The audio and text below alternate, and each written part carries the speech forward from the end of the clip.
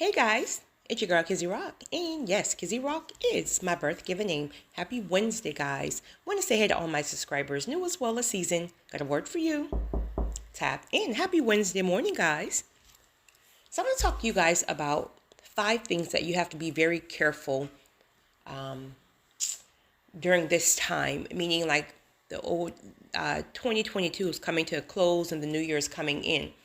So a vast majority of people have like this mindset like, oh, for the new year things are going to change. For the new year I'm going to do this and do that, and that's all fine and dandy. But me personally, I just always been a person like, wow, yes, great, a new year is coming, but a door can open 1 hour after you listen to this recording. A door can open 2 days from now. So be in expected mode for any second versus waiting for a new year. It can be the trick of the enemy when you're thinking that certain things are not going to happen until the new year, January 1st, 2023. And if you're not careful, you have a whole, almost not quite full week, but several days where things can slip in and you can really miss certain things because you're not tapped in, but instead you're focusing on the first. So let's talk about 5 things. For the sake of time, we'll do 5. There can be 30. If you guys have any, please chime in the comment section. We'd love to hear from you guys. Number 1, your distractions. Be very, very careful about your distractions. You'll realize that things that you may have been working on all month, last month, now all of a sudden there's different things that's happening within your life that's pulling you away from the very things that you should be working on and that God had convicted you about weeks ago, months ago, and say, hey, I need you to really work on this prior to the new year, right? Again, we're not focusing on January 1st itself, but I'm speaking in general here. But now you got something else is pulling your attention, and now you're over here entertaining that thing, and you've walked away from the very thing that God has been telling you to do. Example of that could be, I don't know, God told you to finish that last chapter in the book, and you started writing the last chapter, but I don't know, you met a little fine honey, and now your date nights is taking up all your time, and that book, that chapter is not even completed yet. And that's just an example. Be careful with your distractions. Number 2, be very, very careful comparing yourself to people. I had someone email me yesterday and was saying that she's struggling with self-esteem and confidence. These have been areas that she struggled with because of some childhood traumas, things like that. So she feels like because God is so close to releasing her kingdom partner, kingdom spouse, it's like the enemy is literally amping up issues when it comes down to her self-esteem and confidence. So he's putting all these beautiful women in her face when she's still struggling within that area already. And I'm sure she's just as beautiful.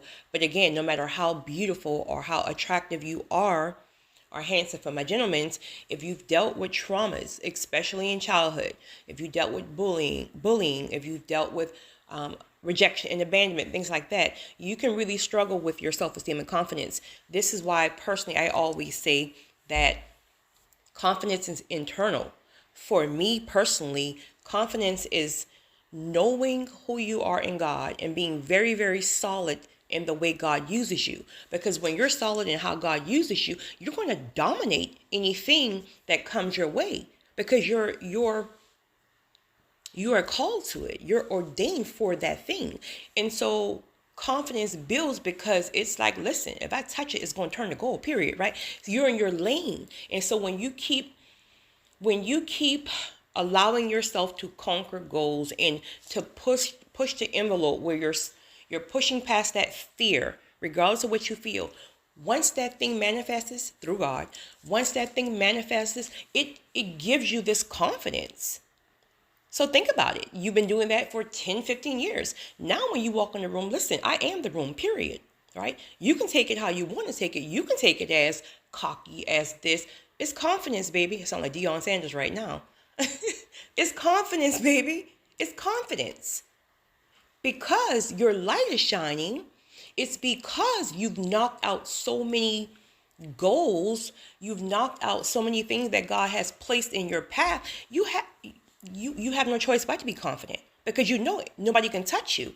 And it has nothing to do with looks. It has nothing to do with body. It has nothing to do with money, for my men, money and this and that. It has to do with the fact that you know who you are, and you refuse to allow people to change you because of their own insecurities and their own ignorance. Stand firm in who you are, who God have called you to be, and do not compare yourself with another person.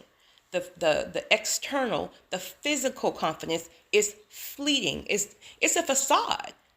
You can have someone standing next to you who look like a supermodel, and that person is literally empty. That person's self-esteem is probably lower than yours, but because you're looking at this and that and this and that, and you're thinking like, oh, I'm just a scum of the earth. The devil is a lie. The devil is a lie. So you can take someone who may be who can be less attractive compared to societal standards. I don't know. This person may be, based on their scale, a 5, right? And then the other person may be a 9. But the person who's a 5 know who they are in God. They stand firm and planted on how God uses them. But the person who's a 9 never had anyone to really pour into them and build them up. In fact, they may have had some issues where the father wasn't there, so they're dealing with rejection issues, and may have been in very abusive relationships. And the minute they had a baby, the husband or whoever is now calling them fat. No one will ever want you because you got 3 different baby daddies, right? So he's already pounding on issues that she struggled with in childhood, and that was never healed. And now he's pounding on her self-esteem, planting that stuff in her head, right? But she's a 9 based on society standards, but she don't even believe she's a 9. When she looks in the mirror, she can't even see her beauty, right? Men can tell her she's beautiful all day, every day, but she can't receive that. So her self-esteem is to the floor. But then the 5 know who she is, and when she walks in the room, she's going to demand the attention, right? The 9 may get it from a sense of physical, right? Because men are visual, I should say visual. This phone had me so distracted. I'm sorry, guys. Let me get back on track. Get right. The 9 may get the attention, but how long will that last? Because the minute she opens her mouth, they're going to know, right? But when the 5 open her mouth and this chick is something serious. She's confident, right? She's walking in here with her head up. She knows who she is. That's sexy, right? Men love confidence. A real man, right, who's not intimidated, he loves confidence. So be careful. That went left. I stayed on that too long. So somebody needed that. Sis, bro, whoever, you are everything. Don't ever compare yourself to anybody else, ever.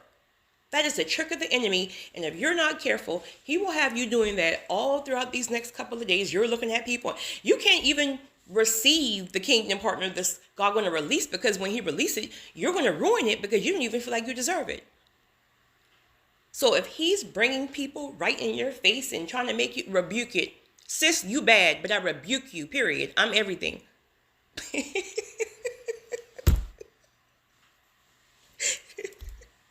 Oh my God. Number 3,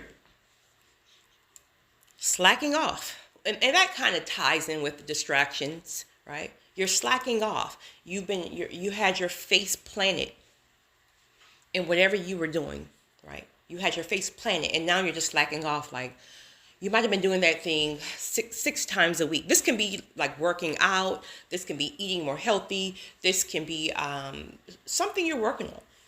And you were really, really focused on that thing. And now all of a sudden it's like, listen, I ain't got time for this, right? I'm going to do it twice a week. And I'm just going to take what I can get. No.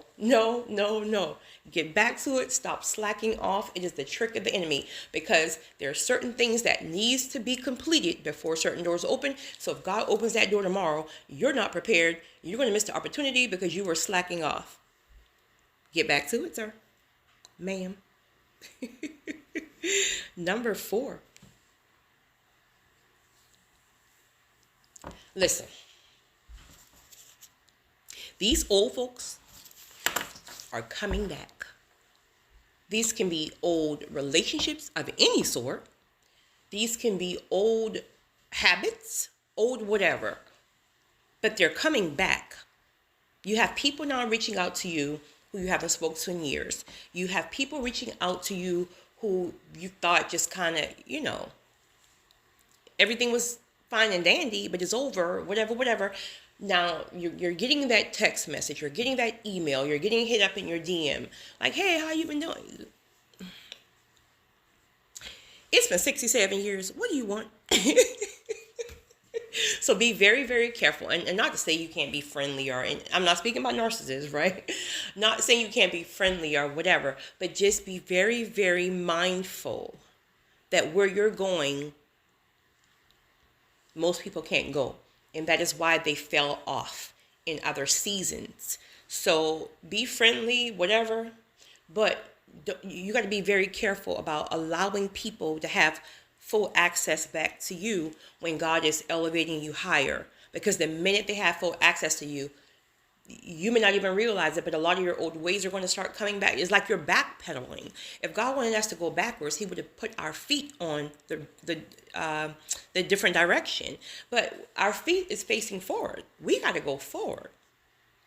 But that takes intentionality, because some of these things you want to do, you want to go back, but you got to be focused on where God is taking you. Number 5, last one. This is so crucial, and I see it happening all the time. I see it happening all the time. You have people who are saying things like, in 3 days, God is going to do this. In 5 days, God is going to do this. In 3 months, God says, October 27th, your door is going to open. Now, granted, I'm sure that may have happened and people were on point. And some people saw that manifestation in that 1 day or in that 3 day or whatever. I'm sure that has happened. But you got to be very careful unless you got that revelation for yourself. Maybe you were reading the word and God spoke something directly to you about a certain time frame. But from my personal, this is just me, right? Who am I? But from my personal experiences, God have never allowed me to figure him out when it comes down to a certain day, right?